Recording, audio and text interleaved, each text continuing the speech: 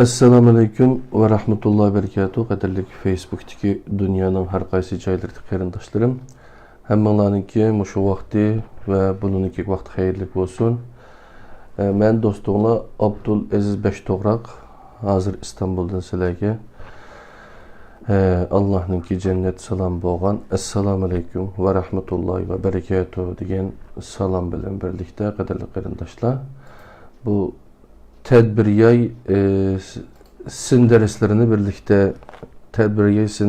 birlikte öğrenip kelayotgan kitaplarımız var. Bugünkü kitap yeni şu neçe haftanın yankısı birlikte öğrengen Ünümdar kişilerinin 7 adeti Stephen Covey, Amerikalı yazgıcı, The 7 Habits of Highly Effective People. Bu kitabın ki Arapçasını mı Türkçesini mi tapalayısla 7 alışkanlık tabi izlistanı çıkıyordu kadarlı qarindoshlar. İkinci kol ve yaki yeni veya PDF kitaplarım var hatta orada şeyden düşürüp kürüp alsanlar buludu cenim dostlarım. Her şembe günü muşu düştünkin iştin boşuğandınkin kılavatkan bu dersimizde bugün 7. bab 4. adet ten neplen. Yani win-win degan qoida değil mi bu İngilizce? Kişilik münasebetdeki rehberlik prinsipi ten neplen. Bunu tushuntirib o'tsammi, bilisizlar, ten neplen, sen mu payda al, men mu payda al degan gap. Nurg'un odam turmushdagi masalalarga kuchli bo'lmasang, ojiz bo'lasan. G'alaba qilmasang mag'lub bo'lasan deb qarab oladi. Nurg'un odam turmushdagi masalalarga kuchli bo'lmasang ojiz bo'lasan, g'alaba qilmasang mag'lub bo'lasan deb qarab oladi. Amaliyotda bunda qarashning asosi yo'q. Chunki o prinsipni emas, kuch va o'rinni asosiy o'lcham qiladi. Amaliyotda shuncha bilan keng dunyoda hamma odamga puttirab turadigan yetarlik bo'shliq chiqadi. Shunlashqa birovning erishganiga qarabla men yo'qotdim deyish oqilanlik emas. Buni biz qizil ko'zlikmi deb qo'yamiz qadrli qarindoshlar. Odatda qarasanglar bu kitobningki bir aloyligi mushu 7 odatni bunda sxemalashtirib chiqqan qadrli qarindoshlar. Bugün biz nerede ersek şu qara noktada cenim dostlar. Birinci, ikinci, üçüncü adetlerini ögünüp hem de 4. adet yani müstakillik mezgilimizden halkıp rehberlik mezgilimizge. Yani en beşede tayinişten mezgilimizde 3 xil adetini itildirdik. Ondan keyin müstakillik mezgiliga qarab 4. adet ten neplen degan yerga keldik cenim dostlar. Nurg'un o'zgarmas qoida prinsiplar mimimizga o'rnab ketdi. Endi ularga amal qiladigan chaq keldi. Ya'ni mushu biz oldi bilan 5'deki 3 adette o'zimizni kuchlantirib nurg'un nazariyalarni o'rgandik. Endi biz bunu icra qilgan vaqtimiz keldi degan ma'nosi bor cenim dostlar. Bunu kim depken? Edwin Markham, yine Amerikalı şair. Bizimki İslam tarihi qaraydigan bo'lsak, masalan, Peygamber Aleyhisselam'ınki 23 yıllık peygamberlik hayatı, nübüvvet süreci deyimiz. Bunun da 13 yıl Mekke hayatı, bu asaslıkı ideyani tazalaş, üzünün nefsi nimesini patlaş, onun dinkin Medine'deki vakitte hakiki icraat. Kişiler bilan bo'lgan munosabat, boshqalar bilan bo'lgan munosabat bularni o'sha nimaga o'tadi jinim do'stlar. Bu shu, bular inson. Inson bo'lg'achqa bularni tadqiqot qiladigan narsa albatta sizlar bizga o'xshash insonninki insonni markaz qilgan holda elib borg'achqa bir farqliq boshqa bir natijadan chiqishi notayin. Bir qatim men teklifga binoan ma'lum bir shirkatga ishchi xizmatchilardagi hamkorlik ruhining kamchil bo'lish masalasini hal qilish uchun bordim. Baş direktor bana çatak, ular bekli şəxsiyyətçi, həmkarlaşını xalamaydı. Bo'lmasa iş ünümü zor derece yuqori ko'tarilgan bo'ladi. Siz bu meseleni hal qilishning biror loyihasini tepib bera olasizmi? Dedi. Sizlar bizmi o'ylayotgan ishlarga qadrli qarindoshlar bu. Men uningdan bu zodi xizmatchi xodimlarni saqlangan masalami yoki xizmat andizisidagi masalami deb so'radim. O'zingiz kuzatib beqing, dedi u. Kuzatish orqali men ishchi xizmatchilarning haqiqatan mo shaxsiyatchiligini, hamkorlashishni xohlab ketmaydiganligini, buyruqqa bo'ysunmaydiganligini, aloqada mutaassibligini, shu sababdan shirkatda allaqachon o'zaro ishonch sustlab ketganligini bayqadim. Men bosh direktordim. İşçi xizmatchilar nimishqa hamkorlashishni xolamaydi?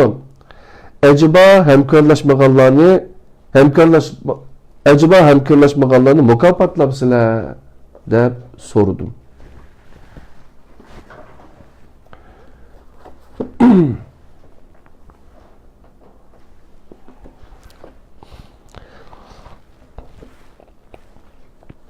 Elbette undaq emas, dedi o qat'iylik bilan.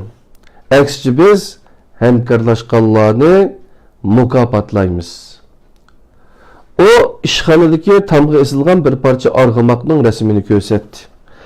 Har bir yugurish yo'lidagi at bir direktorga vakillik qiladi ekan. Utib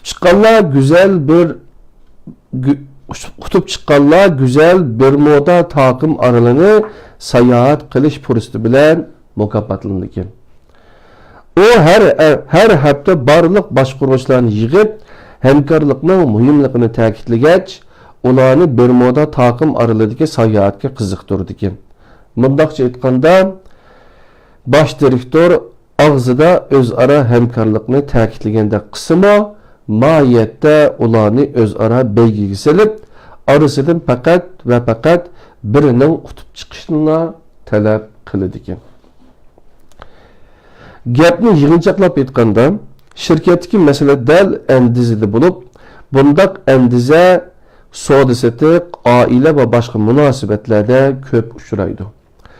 Bu bosh direktor raqobat andizasi orqali hamkorlikni oshirmoqchi bo'lgan, biroq asqatmagandan keyin boshqa ba'zi bir usul, plan, chora-tadbirlarga murojaat qilishga majbur bo'lgan.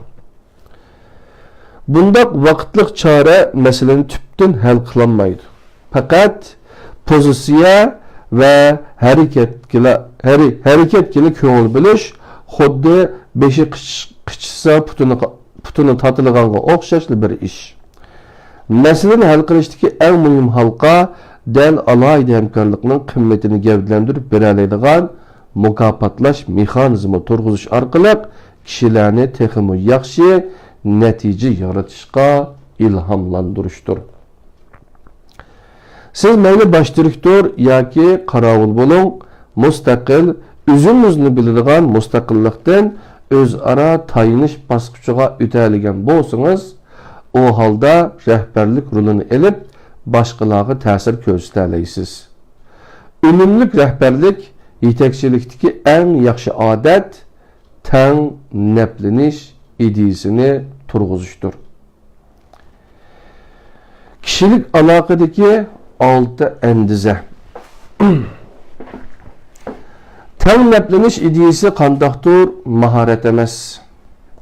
Balki bir xil kishilik aloqa falsafasi bo'lib, bu 6 andiza tuvandikicha. Her iki taraf tanlaplanish, ya'ni tang utush, boshqalarga ziyon solib, o'zi foyda elish, yengilish, tang ziyon tortish, yengilish, boshqalar uchun o'zini qurbon qilish, yengish, o'z manfaatini o'ylash, yengish, hamkorlashmaslik, yengilishmo, mevcut emas. Bu altı endizini miyada köz tuttu kadarlık qarindoshlar.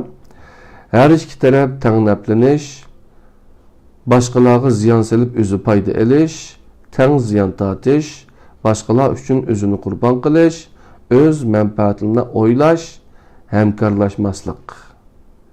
Yani her iki taraf teng naplanishda teng uftush, başqalarga ziyon selib o'zi foyda elishda yengish, teng ziyon tortishda ikkala taraf yengilish, başqalar uchun o'zini qurbon qilishda yengish, öz menfaatini o'ylashda yengish, hamkorlashmaslikda bo'lsa,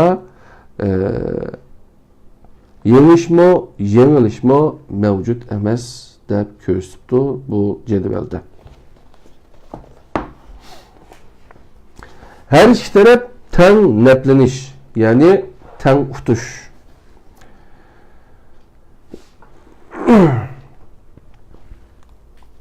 Bu endize kişiler bilen bo'lgan aloqada her iki tarafni teng napga ega qilishini ko'rsatdi.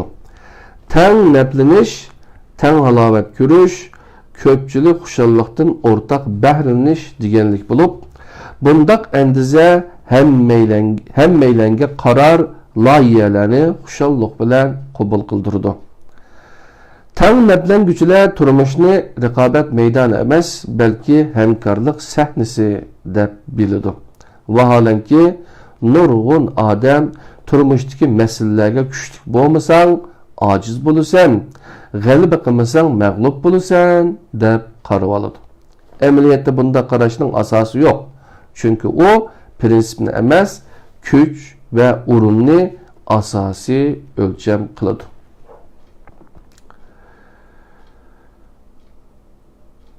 Amaliyotda shuncha bilan keng dunyoda hamma odamga put taraf turadigan yetarlik bo'shliq chiqadi. Shunlashqa birovning erishganiga qarab, men yo'qotdim deyish oqilonlik emas. Boshqalarga ziyon selib o'zi foyda elish, yengilish. Boshqalarga ziyon selib o'zi foyda elish har ikki taraf teng naplanishga zid andiz bo'lib, biz oldida tilga ilib o'tgan Bermuda taqim orali uchun baslashish dal mushxil andizga tabi. Bu men yengsam, sen yengilsan deganlikdir. Bu xil aqidadagi kishi o'rin, martaba, huquq, pul, mol, imtiyoz yoki o'z xosligiga tayinib maqsadiga yetishga odatlanib qoladi. Nurg'un odam kichkinalar bu andizining ta'siriga uchragan. Uylarda cho'nglar hamisha bolalarni o'zaro selishtirishni, baslashtirishni yaxshi ko'radi. Yaxshi bola boshqa bolalarga qaraganda texmi ko'proq kuyinish, tushunish va e'tiborga erisha oladi. Bundaq odat yengilish andizini paydo qiladi. Kuyinishga shart bekitiladigan bolalar o'z qimmatini faqat selishtirish ve rekabat arqılıqla namoyon bo'ladi deb tushunib oladi. Navadi men akamdan yaxshi qila olgan bo'lsam, ota-onam menga texmi kuyingan bo'ladi. Ota-onam yanala singlimga amroq. Men uningchilik bo'lolmayman. Teng yoshliqlar orasidan bu xil andizi asosan shakllanib qoladi. Bolalar oldi bilan ota-onasi, ondan keyin mayli qarindoshlari, och singillari yoki do'stlari bo'lsin, tengtushlar tarafidan e'tirof qilinishni o'ylaydi. Tengtushlar ba'zida birovga yaqinlashish yoki uningdan yiroqlashishni butunlay o'z orzusi va o'lchamiga asosan bekitadi-da, bu xil yengilish andizisini texmo cho'nqur yiltiz tarqizadi. Maktab yengilish shaklini bexlandiradigan yana bir qo'shtirnoq ishidagi illiq makon. Musbat shaklda tarqalgan agresivlikning asosliq izohati shuki, siz og'i erishganlikdan boshqalar C'ga erishidi, ya'ni C'ga erishidi, ya'ni bir odamning qimmati o'zini boshqalarga selishtirish orqali andin gavdalanadi. Bu yerda ichki qimmatning ahamiyati yo'q, tashqi qimmat eng muhim omil hisoblanadi.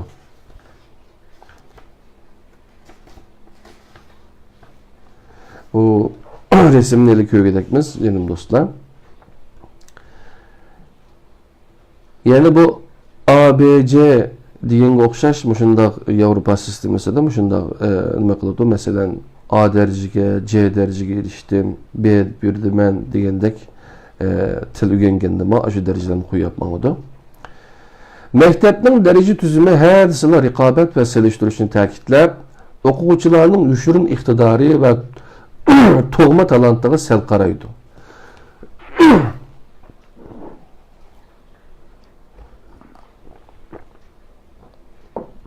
Qadrli qarindoshlar, Stephen Covey'ninki önümdar kişilerin 7 adeti, The 7 Habits of Highly Effective People. Yani başarı nimelerinki Türkçe izlesenler 7 alışkanlık da izlesenler çıkıyordu, canım dostlarım. Mektepnin derece tüzümü hadisler raqobat ve seliştirishini ta'kidlab, o'quvchining yoshirin iqtidori va tug'ma talantiga sal qaraydi. Bu daraja ayrimisi ijtimoiy qimmatning yana bir ko'rinishi bo'lib, gohida yo'lingizni ravon qilsa, gohida hamma yerda sizni putlaydi. Ma'rifning yadrosi hamkorlik emas, balki raqobatga aylanib qolgan bo'lib, gohida hamkorlikni ta'kidlagandek qismi bu bir shakilvozlik xolos. Tenhareket musobaqalarımı raqobat tushanchisini kuchaytirdi. Tenhareket tomoshabinlarga, mohirlarga hayotlikning bir maydon rahimsiz musobaqaga o'xshaydiganligi, chuqum yengilishni ayirish kerakdiki, yana kelib boshqalarni yiqitgandala g'alaba qozong'ili bo'ladiganligini to'xtovsiz jakarlab turdi. Qonun bo'lsa kishilarni asalla qarama-qarshi ikki tarafga ayirib qo'ydi. Da'vo birini oq Qonun bo'lsa kishilarni asalla qarama-qarshi ikki tarafga ayirib qo'ydi. Da'vo birini oq, birini qora qilib chiqadigan sahna. Ilmi yaxshi adliya sohasi yaqinda kishilarni sud sirtida murassal ishga ilhomlantirib Bu teng naplanish ideyasining bara itibarga ilinayotganligining ifodasidir. Albatta, raqobat keskin. Ammo ishonch ojiz muhitda biz yengilish andizisiga muhtoj. Lekin hayotda raqobatlashadigan, bas talishadigan ish uncha bo'la jiq emas. Xizmatdosh, qo'lim qo'shna, do'st birodarlar bilan raqobatlash yurishning o'rni yo'q. Xotiningning yoki eringning gapi gapmi yoki sening? Bu to'limi bema'ni savol. Navoda hech kim yengmasa, har ikki taraf yengilgan bo'lamdi. Real turmush yolg'iz boshqa emas, balki o'zaro tayinishga muhtoj. Real turmush yolg'iz boshqa emas, balki o'zaro tayinishga muhtoj. Nurg'un g'oyalar boshqalar bilan hamkorlashgandala ishga oshadi. Vaholanki yengilish andizisi bu xil hamkorlikqa eng cho'ng putlik ashangdir. Boshqalar uchun o'zini qurbon qilish, yengish. Ba'zilar yuqorqiga o'xshash, ba'zilar yuqorqilarning aksicha yengish andizisiga amal qiladi. Men uttirdim, sen yengding. Shundoq bo'lsin, sening gapingni anglay. Men degan ishlaringni boshqalar tinjiydigan bo'lsa, bo'ldi. Nima qilsam qilay. Bu xil kishilarda o'lcham, talab, orzu, shundaqla kelgusi deganlar bo'lmaydi. Ular hamisha boshqalarning ko'nglini elish, boshqalarni murad maqsadiga yetkazishni o'ylaydi. Boshqalar e'tirof qilsa va qabul qilsa, ular shuningdan kuch topgandek his qiladi. Ularda o'zlarining hissiyoti va aqidasini ifodalaydigan jur'at bo'lmaydi. Hamisha boshqalarning irodasiga beqinib yashaydi. Boshqalar bilan suhbatlashganda Ular hamisha o'z fikridan voz kechidi yoki boshqalarga yo'l qo'yadi. Navoda rahbar bo'lib qolsa, qo'l ostidagilarga bo'ysunadi. Yengilish andisi kishini yaxshi odam bo'lishga da'vat qiladi. Vaholanki bundaq yaxshi odamning umri ko'tadir. Yengilish andisi ma'lum ma'noda aytganda yengilish andisiga qo'l bog'lab itoat bildirdi. Chunki oldinqisi keyingisining mavjudlik asosi. Oldinqisining ojizligi dal keyingisining afzalligi ve kuch-quvvat manbasidir. Lekin itoat qo'shtirnoq ichida itoat ostidagi mundaq hissiyat mangu shundoq turavermaydi. Yig'ilib ma'lum bosqichga borganda yirginishlik oldi partalab chiqadi. Ba'zi ro'y kasallar mana shuningdan kelib chiqqan.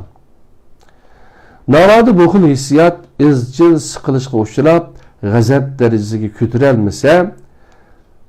ko'tarilanmasa, kishining o'ziga bo'lgan bahası kundan kunga tuvallaydi-da, kishini oxir boshqalar bilan tuzuk aloqa qila olmas darajada halok qilib etadi. Yengilish andisi kishilarda saqlangan bir xil ma'naviy nuqson. Yengilish andisining vaqtincha unum bo'lishi mumkin. Chunki yengilish ular doim iqtidor va aql farosatda boshqalardan ustun kishilarga taalluq. Lekin yengilish andisidagi kishilar boshdan oxir nihoyatda zaif holatda yatmaydi. Ko'pincha boshqurg'uchi, direktor va oila boshliqlari ko'pincha mana shu ikki andiza orasida paypaslab yurishidi.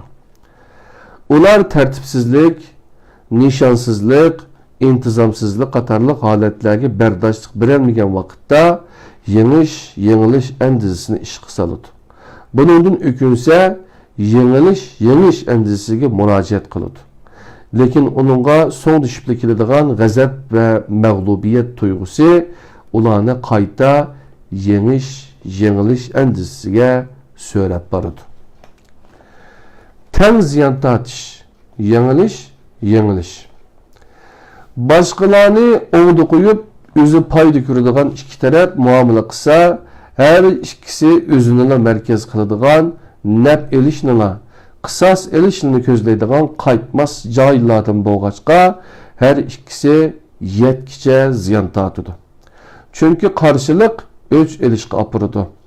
Qisos tuyg'usi qo'shbislik xanjar, o'ch elish o'zini o'ltirganga barobar. Ben bir cüp xotinni tanıttım. Ular ajrashganda sot onundan barliq mal mülkini setip yerimini ayoliga berishini talab qildi.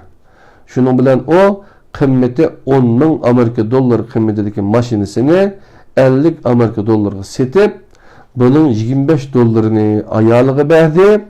Ayoli bununga qarata norozilik arzi sungandan keyin sot erning barliq mal mülkini arzon bahoda sattırıp etti.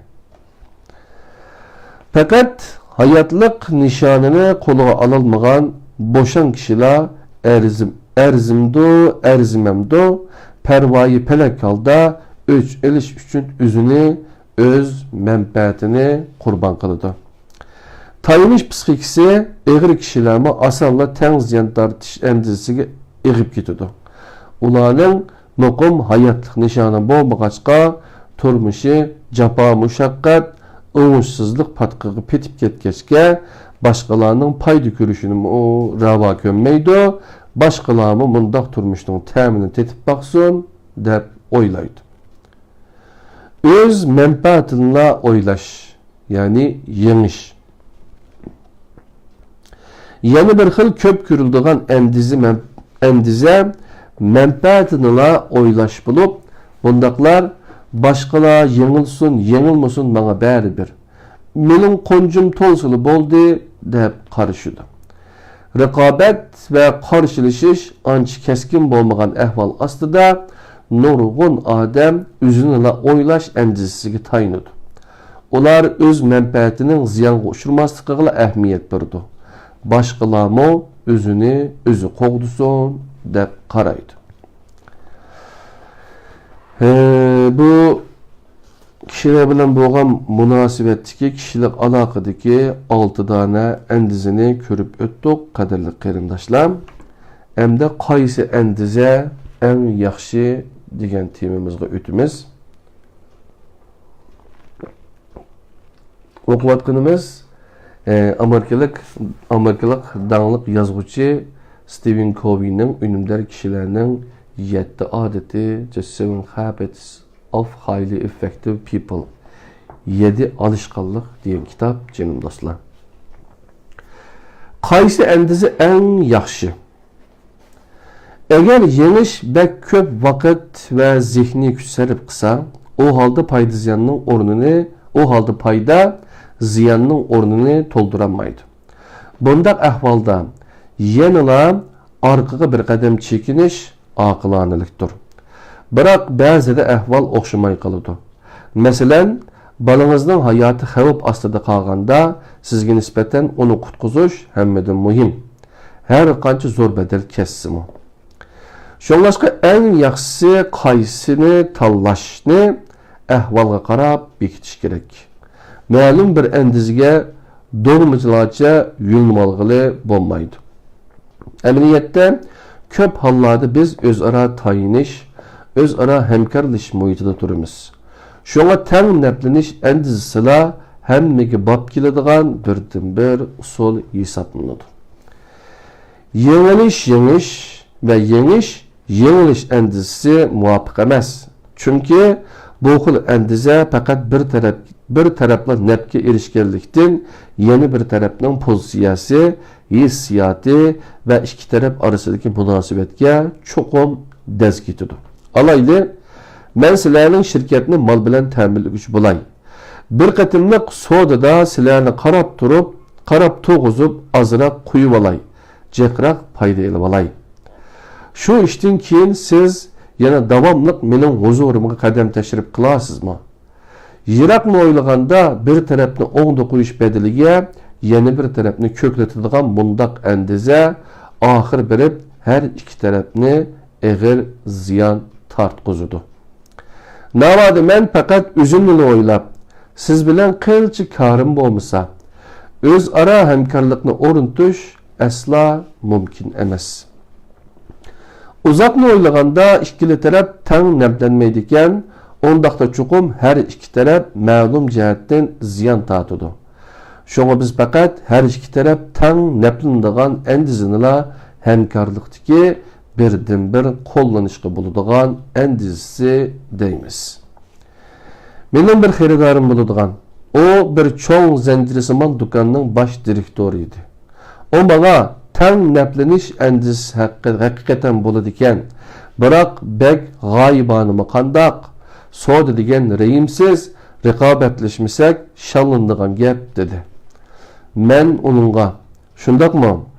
Ondaqda o'zingiz napga erishib, boshqalarni ziyonga uchratsangiz muvofiq bo'ladi ekanda dedim. Albatta bo'lmaydi. Unda qilsam barliq xaridorlarimdan ayrilib qolmamdim dedi o. Ondaqda siz o'zingiz ziyon tortadigan sodani qilishni xohlamsiz? Yo'q. Payda çıkmasa bunu soda degili bo'lmaydi da. Biz başka tanlashlarni mulohaza qilib baqdik. Lekin qo'llanishga arziydigan endize biz başka tanlashlarni mulohaza qilib baqdik. Lekin oxirida yanıla tang naplanish endizisining birdan-bir qo'llanishga arziydigan endiz ekanligini to'nib yetdik. O ahir itiraf qilgan talaffuzda İhtimal xaridorlar bilan bo'lgan munosabatda shunda qilsak qamlisha. Lekin mal bilan ta'minlovchilar bilan hargiz mundaq qilib bo'lmasmikin dedi. Men uning samiga silib, mal ta'minlovchiga nisbatan siz xaridor emasmi? Buning qoidasi o'xshash emasmi dedim. Biz yaqinda Savdo saroyidagi tijoratchilar ve xo'jayinlar bilan yeni ijara to'xtamini imzolaydigan vaqtda tang naplanishni o'ylashgan edik. biz samimiy haqqoniy ish qildik deb qaragan bilan, lekin ular bizni pamsiz, nadon, ojiz ko'rib bo'zak bilibdi. Yana tahi bizni o'ngdi qo'yishning cho'tini so'qibdi. Sizlar nimishqa yengish andisini tanladinglar? Undaq emas. Biz tang naplanish andisini o'ylashdik. Lekin siz bayatın ular bizga naf bermasligini planlabdi dedingizmi? Shundaq. Demak, gapning o'chqini qilganda sizlar yengilibsizlar. Shundaq. Ular yengibdi. Mana bu sepi o'zidan yengish andisi ekan-ku.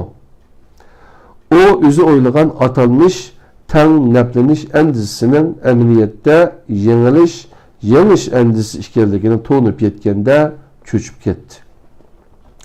Navoda u haqiqatanmi tang naplanishga intilgan bo'lsa-da, xo'jayinlar bilan ko'proq fikr almashtirib, ularning sadosini anglagan hamda o'zining ko'z qarashini dadil o'ttirg'i qo'ygan, toki har ikki taraf rozi bo'lgunga qadar bu haqda kengashgan bo'ladi. Shundala bu 3 yo'ldan shakllangan hamkorlikning unumi her ikki tarafni tang qoldirgan bo'lar edi. Tang naplangila bo'lmasa hamkorlashmagan tuzuk. Qadrli qarindoshlar, Amerikalik yozuvchi Stephen Covey'ning Önümdar kişilerin 7 adeti, 7 habits of highly effective people'ni tadbiriyay sin derslerde birlikte öğreniyatımız canım dostlar. Tang naplangili bo'lmasa hamkorlashmagan tuzuk degan mavzuga temiga keldik.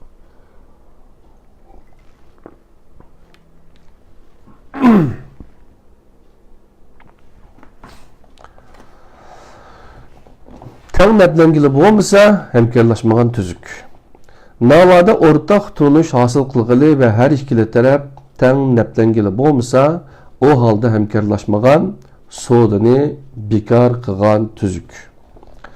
Bu yerda tilga ilingan hamkorlashmaslik degan so'zning ma'nosi navoda foydadan tang bahrilangili bo'lmasa, o holda bundaq so'didan voz kechish kerak deganlikdir. Bu yerda tilga ilingan hamkorlashmaslik degan so'zning ma'nosi navoda foydadan tang bahrilangili bo'lmasa, o halde bundaq so'didan voz kechish kerak deganlikdir.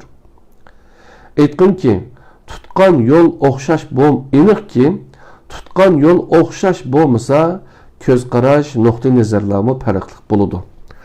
Bundaq ahvolda ikki taraf orasida o'rtaq orzu, ahda, yallanish va hamkorlik munosabati shakllanmaydi. Ko'nglimizda chekinish yo'li qolsin. Her qandaq vosita besim orqali qarshi tarafni bosh akkuzman demang. Samimiy hal mung bo'lish hal qilmoqchi bo'lgan masalalarni qizib chiqishga foydali. Savdo setiq ko'ngildagidek bo'lmagan taqdirdami samimiyat bo'lsa, keyin yana hamkorlashish mumkin. Bir kichik tipdagi kompyuter shirkatining mas'uli bundaq ishni boshdan kechirgan. O men ta'kidlagan tang naplanish andisini qabul qilgan hamda uni o'z turmushiga tatbiqlagan edi. O deydi: "Shirkatimiz ma'lum bir bankining bir yurish yumshoq detalini loyilab berishni ustiga olgan edi. To'xtam muddati 5 yil qilib bekitildi. O'ylamagan yerdan bir oydan keyin bankining lideri almashdi. Yangi liderning biz ishlagan detalga fikri chiqdi. Karxandagi ishchi xizmatchilarmi bu yangi yumshoq detalga toza moslashilmayotganligini aytib, to'xtamni o'zgartirishni talab qilib turyapti. Bu chog'da shirkatimizning ahvoli degandek yaxshi emas edi. Davomli putirab turimiz deydiganmiz, to'xtamni saqlab qolmasak bo'lmaydi. Lekin bu qarab turib qarshi tarafga ziyon selish edi. Bizmi foyda ololmaydik albatta. Mahsulot xaridorni rozi qilolmag'achqa men to'xtamni buzib, belgilangan sommani qaytarishga qo'shildim va qarshi taraf keyincha yana yumshoq detalga ehtiyojli bo'lsa, shirkatimizni izdisa qizg'in qarshi oladiganligimizni bildirdim. Shunda qilib 48 ming Amerika dollarlık sodadan quruq qaldık. Bütün iqtisadi mənbəyimizin ayrılıb qalğandek iş boldu.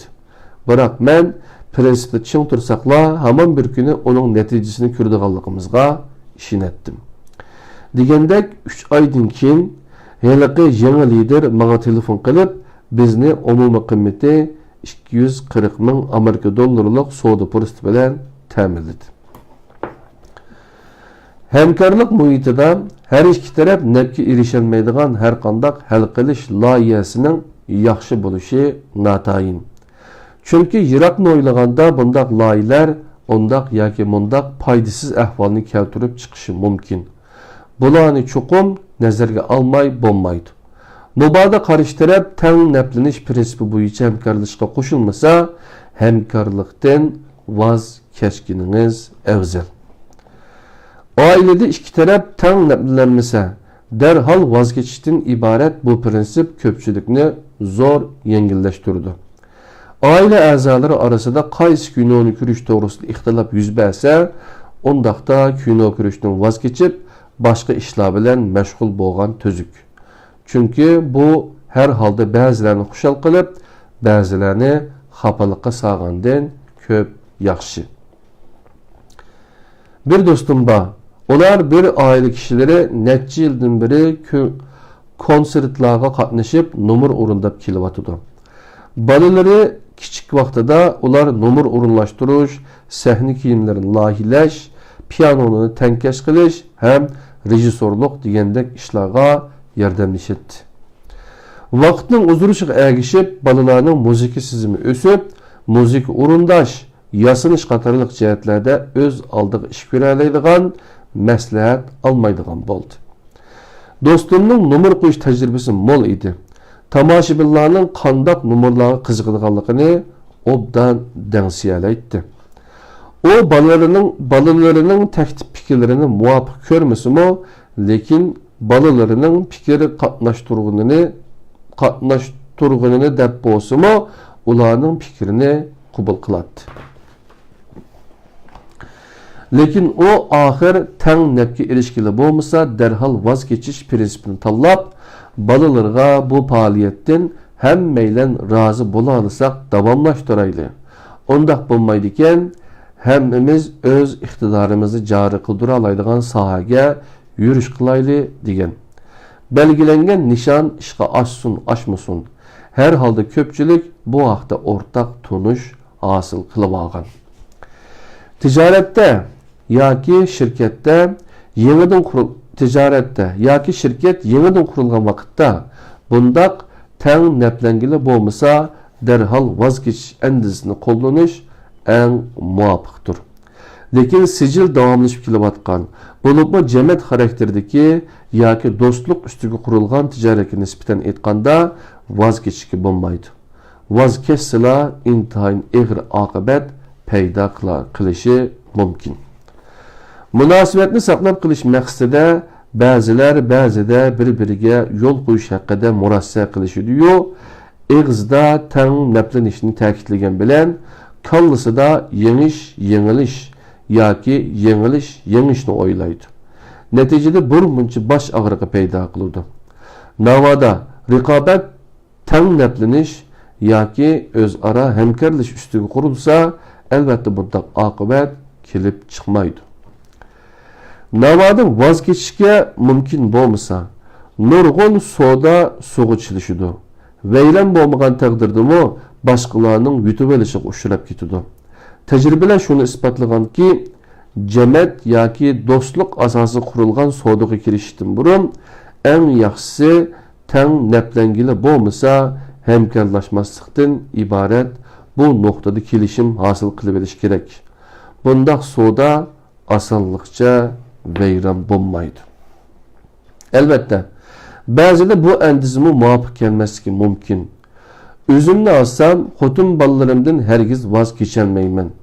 Mubodo zarur tepilsa murassa qilgulik. Bu har ikki taraf tang naflanish prinsipining bir xil shakli. Lekin ko'pincha hollarda yanala har ikki taraf tang naflangili bo'lmasa, hamkorlashmaslik andizini o'ylashsak muvofiq bo'ladi. Çünkü bu xil endize erkinlik xotirjamlikdan direk biridir. Qadirli qarindoshlar, Stephen Covey'ninki Önümdar kişilerinin 7 adeti degan kitapni birlikte o'rganyapmiz. Endi tang naplan degan bu 4-cü prinsipni birlikte, yani 4-cü adetni birlikte o'rganyapmiz. Buningda agar tang nap bo'lmasa, hamkorlashmagan tuzuk degan mazmunni o'rganib o'tdik. Tang naplanish ideyasidagi 5 noktaga dikkat kılaylı. Tang naplanish ideyasidagi 5 nokta. Tang naplanish ideyasi her iki tarafni o'zaro o'rganish, o'zaro ta'sir qilish hamda o'rtaq manfaatga erishish imkoniyatiga ega qiladi. O'zaro manfaat yetkazish payoniga yetmoqchi bo'lsangiz, sizde yeterlik cesaret ve izgü niyet bilen başkalarına yardım bereleydigan keng qursaqliq bo'lishi lazım. Bulup mu başkalarına ziyan selish bedeliga özü payda aladigan kişiler bilen muloqot bo'lganda texmo shundoq bo'lishingiz kerak. Bu jihatda tarbiyalanish uchun sizde başkalarına nisbatan cho'nqur tushuncha, aktiv, qizg'in ruh bo'lishi, bexatarlik tuyg'usi, hayotlik nishoni, akıl paraset ve küçüğünüzü asan kılışınız gerek. Yani küçüğünüzde asas kılışınız gerek. Qaytoqay qadirli qarindoshlar, tang naplanish ideyasi her iki tarafni o'zaro o'rganish, o'zaro ta'sir qilish hamda o'rtaq manfaatga erish imkoniyatiga ega qiladi. O'zaro manfaat yetkazish payoniga yetmoqchi bo'lsangiz, sizda yetarlik jasorat va izgu niyat bilan başkalarına yardım bereleydigan keng qursaqliq bo'lishi lazım. Bulupmu başkalarına ziyan selish bedeliga özü payda aladigan kişiler bilen muloqotda bo'lganda texmo shundoq bo'lishingiz kerak. Bu jihatda tarbiyalanish uchun sizda başkalarına nisbatan cho'nqur tushuncha, aktiv, qizg'in ruh bo'lishi, bexatarlik tuyg'usi, hayotlik nishoni, aql paraset ve kuchingizni asas qilishingiz kerak. Tang naplanish ideyasi barliq kishilik aloqaning asosi bo'lib, tang naplanish ideyasi barliq kishilik aloqaning asosi bo'lib, o tuvandagidek 5 asosiy nuqtani o'z ichiga oladi. Tang naplanish axloqi asosida tang naplanish munosabati o'rnatamiz. Buningdan tang naplanish kelishimi shakllanadi. Bu tang naplanish sistemasi qurilmasidan iborat muhitga muhtaç. Bunu tang naplanish jarayoni orqali tamomlaymiz. Yengilish yoki yengilish vositasi orqali tang naplanish maqsadiga yetish mumkin emas. Bu resimni qaraydigan bo'lsak, miyada 1.7 resimni ko'rsatib o'tadi, qadrli qarindoshlar. Birinchisi tang naplanish munosabatidan keyin birinci tang naplanish munosabati, ikkinchi tang naplanish munosabati, uchinchi tang naplanish munosabati deganni ko'rdik, qadrli qarindoshlar. Tang naplanish bu ila ko'ramidan asl ostidan bakın tang naplanish munosabati 4, tang naplanish munosabati 5 degan sonlar yozilgan ostiga, qadrli qarindoshlar. Sizlarga ko'randa hozir tang naplanish munosabati 4, tang naplanish munosabati 5 deganni ko'rib turibsizlar. 1.7 resim tang naplanish ideyasidagi 5 asosiy nuqta. Qaraydigan bo'lsak, 1.7 resim tang naplanish ideyasidagi 5 asosiy nuqtaning o'zaro bog'lanishliq ekanligini ko'rsatib beradi.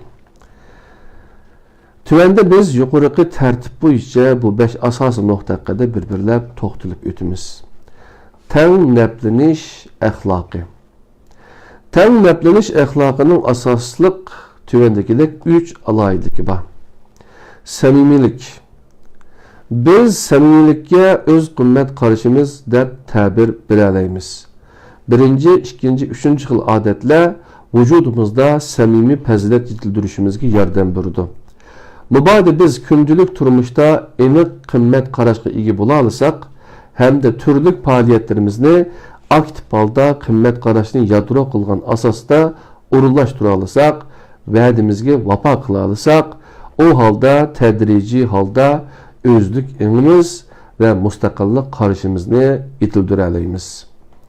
Navoda biz unum so'zining haqiqiy ma'nosini hamda onun qimmat qarashimiz bilan birdeklikka ega ekanligini tushunmasak, o'limdan eg'iz etishga amalsiz qolamiz.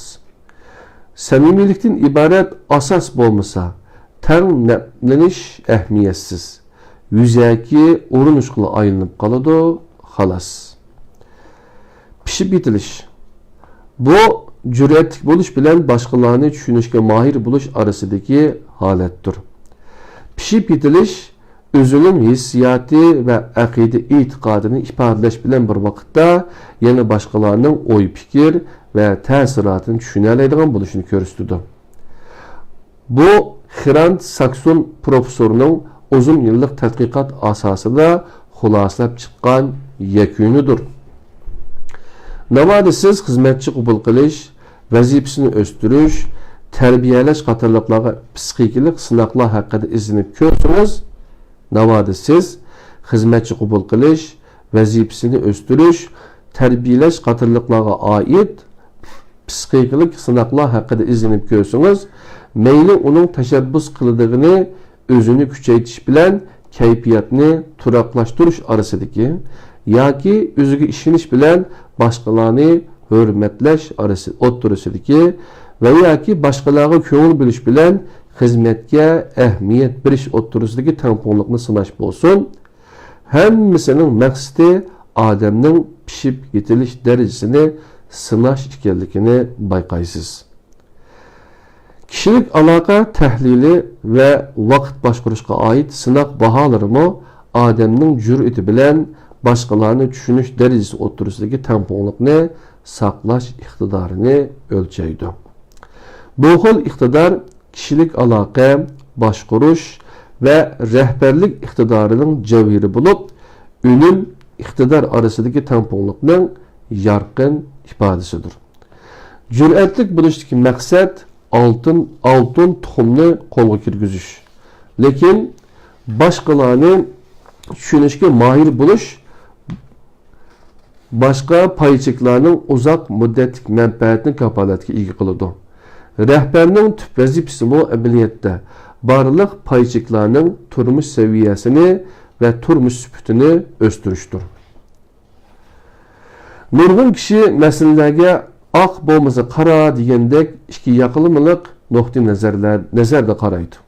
Ular uchun muloyim odam qaysar bo'lishi notayin. Vaholanki muloyimlik bilan qaysarlik, mehr bilan qahrning birligi bo'lgandila ondan tang nafga erishgili bo'ladi. Bu xil qaysarlikning unumi balkim yanglish andisinikidan ikki hassa eshib ketishi mumkin. Tang naflanish andisi sizdan mehr, muruvvatlik, shundaqla qaysar bo'lishingizni, boshqalarni tushunishga mahir bo'lish bilan birga, ya'ni o'zingizga ishonish, jasur, qo'rqmas bo'lishingizni talab qiladi. Buni ishga oshira olishingiz tang naflanishning nishoni bo'lmish, pishib yetilish maqomiga yetgan bo'lasiz.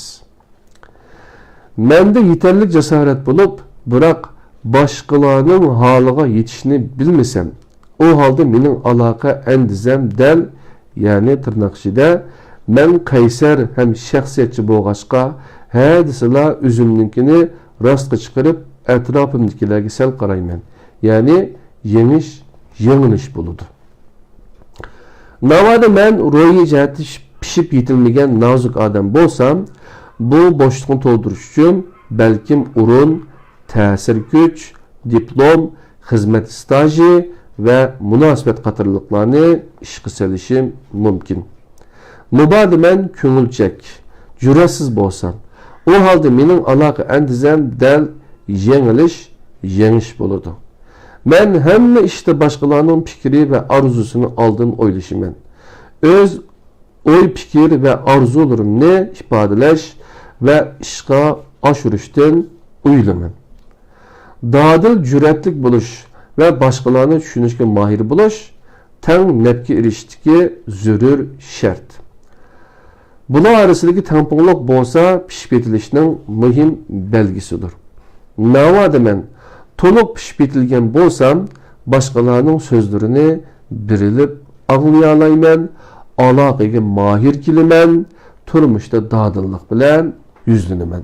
Turmuşqa dadillik bilen yüzleniman. Qanaat hasıl qilish. Mayada 2.7 resimde, yani 7. babdaki 2. resim. O'xshash bo'lmagan kishilik qarashning yetilish darajasi deb buni ko'rsatibdi, qadrli qarindoshlar. Qaraydigan bo'lsanglar, yani chiroyli bir ko'rsatay deb qarayotyapman.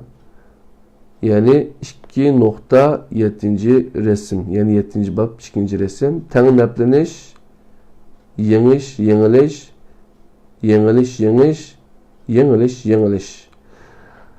A üstüde qarasanlar başqalarını düşünüş, yuqori taraf qarab mağdı. Töben bilen yuqorini istirgidi ko'rsatibdi. Astidikisi töben tarafdan yuqori taraf debdi, dadil cüretlik buluş deb ko'rsatibdi, qadrli qarindoshlar. Men bu sxemini yenikin nimaga yazmaga qaytib qo'yman. Bunu qanday tushuntiribdi desanglar, dadil cüretlik buluş ve başkalarını düşünüşke mahir buluş, teng nepki eriştiki zürür şart debdi. Bular arasındaki tamponluk bolsa pişip yetilişinin mühim belgisidir. Navada men toluq pişip yetilgen bolsam, başkalarının sözlerini birilip anlayalayman, alaqaga mahir kiliman, turmuşqa dadillik bilen yüzlenalayman debdi, qadrli qarindoshlar.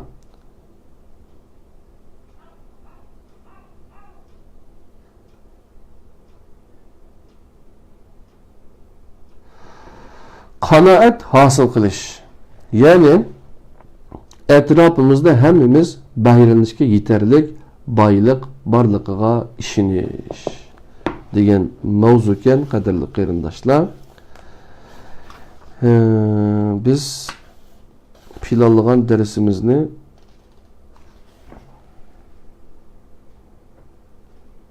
vaktimiz 52 minut bo'libdi, canım dostlarım. Biz planlagan mavzular 52 minut olmaz, yani 1 saat geçip ketmesi gerek.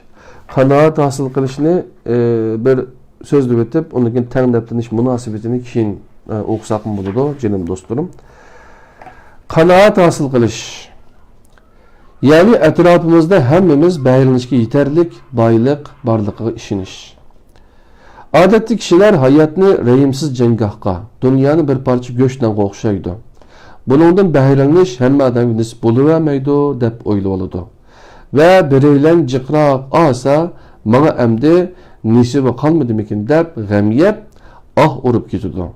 Xuddi aqliyatlarda deyilgandek, ular boshqalarning yaxshiligini ko'ziga sig'dirolmaydi, hatto o'zining eng yaqin urug' tuqqan va do'st birodarlarining muvaffaqiyatiga köz kızartıdı.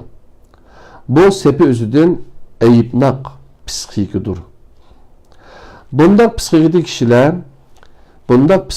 kişiler hatta özleri bilen paydıziyan münasibetik iyi kişilerge pat-pat çoğun kiçik bala kazalarının kilip duruşunu, ularının bu kelgülüklerge takabul turup bulanmay halidin kitişini, rikabetleşküdek halının kalmazlıkını tileydi. Daim başkalar bilen özünü seliştirdi.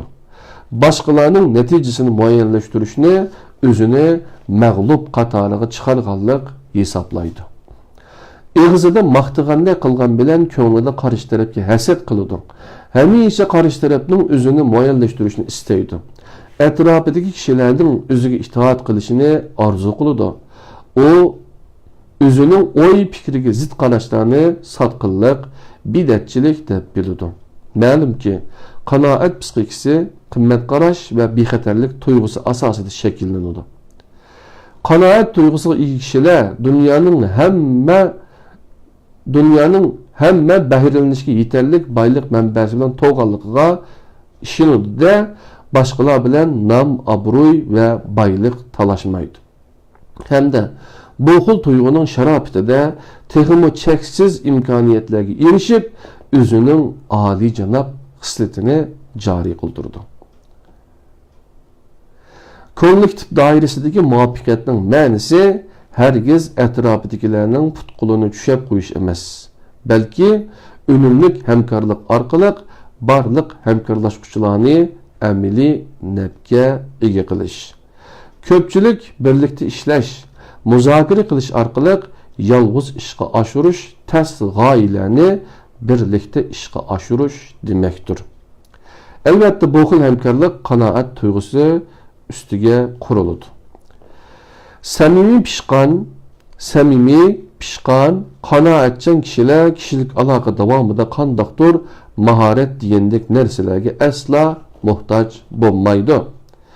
Yanglish andisiga esilib olgan kishilar tang nafga erishmoqchi bo'lsa, eng yaxshisi ishlarida tang naflanishni o'lchab qilgan birarini o'ziga ulgu qilishi yoki maslahatchi qilish kerak. Etrafımızda gayri tang naflanish andisidagi kishilar nisbatan ko'p. Ular tang naflanish andisini haqiqiy tushunmaydi. Shunlashqa ko'pchilikka adabiy asarlarni ko'proq o'qishni tavsiya qilaman. Masalan, Misrning sobiq zongtoni Anvar Sadatning tarjimali asosida yozilgan O'zini izlab nomli kitobni uningdan boshqa yana kishiga ilhom beradigan kino filmlarini ko'proq ko'rish kerak. Masalan, shiddatlik jang mashinasi, fojialik dunyo degandek. Muhit, pozitsiya va harakat doirasini halqib, nazarimizni o'z qalbimizga og'dirganimizda tang naflanish andisi va boshqa nurg'un ilmiy prinsiplarga o'xshashla qanoat tuyg'usining turmushimizda naqadar cho'ng yildiz tartganligini bayqaymiz. Qadrli qarindoshlar, bugun biz Stephen Covey'ning Ünümdar Kişilerden 7 adeti degan bu esil kitapni ögünüp ötdük qadrli qarindoshlar. Bugünkisi 3. bölüm kollektiv doirasidagi muvaffaqiyat, ya'ni mustaqillikdan hamkorlikcha degan bobning degan bölümning 7. bob 4. adet tang naflan, ya'ni her iki taraf tang naflanish degan prinsip. Bu prinsip kishilik munosabatdagi rahbarlik prinsipi ekan. Ya'ni bu odat, tang naflan degan odat kishilik munosabatda boshqalar bilan munosabat qilgan chog'dagi samo qozongin, samo topqin, meni topay, samo foyda ol, meni foyda ol degan chog'da bu munosabat asan buzilmaydi, haqiqiy foydaga erisha olamiz, boshqalarni o'zimizni o'ylaymiz deganlikkan. Shunda qilgan vaqtimizda bu odatni biz rahbarlik prinsipi qilib ishlataylik ekanmiz. Buningda biz kishilik aloqadagi 6 andizani o'rganib o'tdik. Undan keyin qaysi andiz eng yaxshi deganni muzokara qildik. Undan keyin tang naflangilar bo'lmasa hamkorlashmagan tuzuk deganni ko'rib chiqdik. Tang naflanish ideyasidagi 5 nuqtada tang naflanish axloqi, ondan keyin pishib yetilish, qanoat hosil qilish degan bunu 3 mavzuni, tang naflanish ideyasidagi 5 nuqtani o'sha 3 mavzu asosida birga ko'rib o'tdik qadrli qarindoshlar. Bu kitobni sizlarga tavsiya qilamiz. Inglizchasini ostiga qisqacha inglizcha ün kitob ishlabdi. She'rni anglab ingliz saviyanlarni oshirsanlar, uyg'urchasi bilan inglizchasini o'zaro silishtirib o'qisanlar yoki turkchasini, yo xitoycha, xanzucha, yaponcha degandek o'zinglarning til saviyasini oshirishga foydasi bor deb o'ylayman qadrli qarindoshlar. Anda olsa tadbirga isim darslarning 78-si meshiyada tugidi. Biz kelar soatlik darsimizda tang naflan degan darsning oyig'ini qilamiz. Şunun bilan bu prinsipni, bu odatni o'rgangan bo'lamiz. Jinim do'stlarim, Allohning o'ziga omonat. Assalomu alaykum va rahmatullohi va barakatuh.